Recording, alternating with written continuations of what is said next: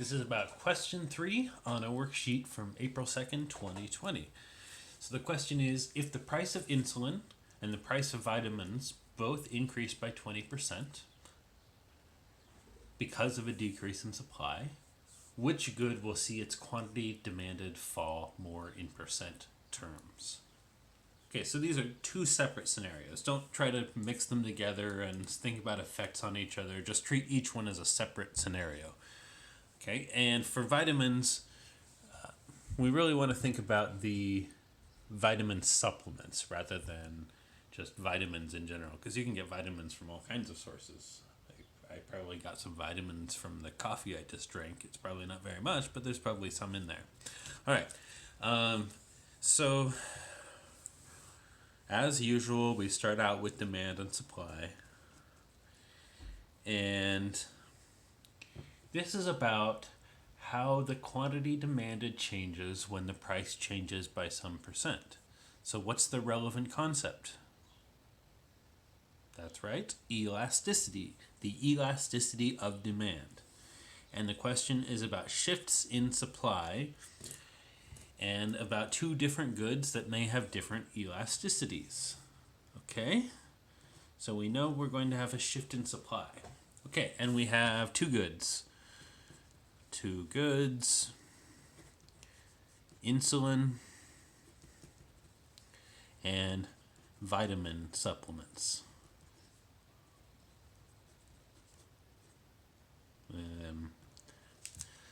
And this is insulin supplements rather than endogenous insulin created inside your body. All right, so when we're thinking about this, which of these goods will have more elastic demand? Which will have a flatter demand curve? You should try writing this out before you watch the video. So you should write out which one will be more elastic and why. So you should pause and do that. Okay, this one will be more elastic.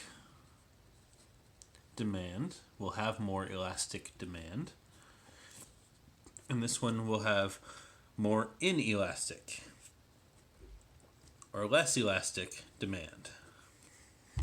Okay? And the reason why this one will have more elastic demand is that it's easier to substitute other things for it. A good substitute for vitamin supplements is food. A good supplement for insulin a good substitute for insulin substitutes is being really, really, really careful about how you eat. It's very dangerous to go without insulin if you are diabetic, especially if you're type 1 diabetic and can't produce your own insulin.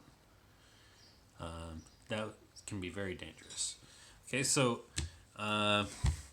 if you don't get insulin, you'll die. If you don't get vitamin supplements, you have to eat slightly differently.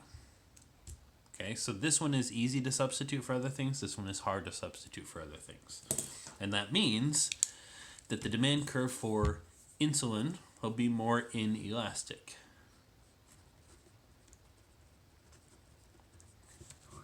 Which for our purposes we'll just call steeper. And the demand curve for vitamins will be more elastic. It will be flatter. Okay? So once we've got that, then we're pretty much done. I mean, we can just look at the graph and see the answer to the question. It says, which good will have its quantity demanded fall more in percent terms? Well, this one is a larger decrease in the quantity demanded. Right? So they both started out right here.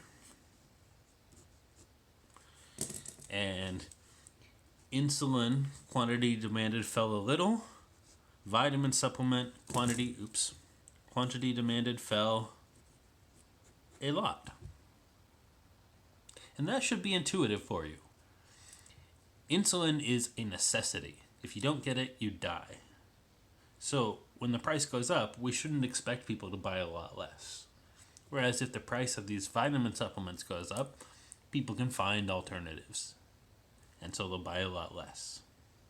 Incidentally, that means their price won't increase as much when the supply falls, whereas insulin prices can increase a lot when the supply falls.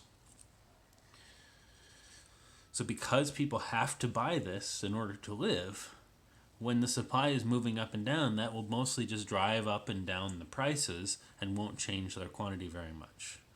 Not so as for this one. When the supply of these goes up and down, mostly it will just drive up and down the amount people buy, but won't change the price very much.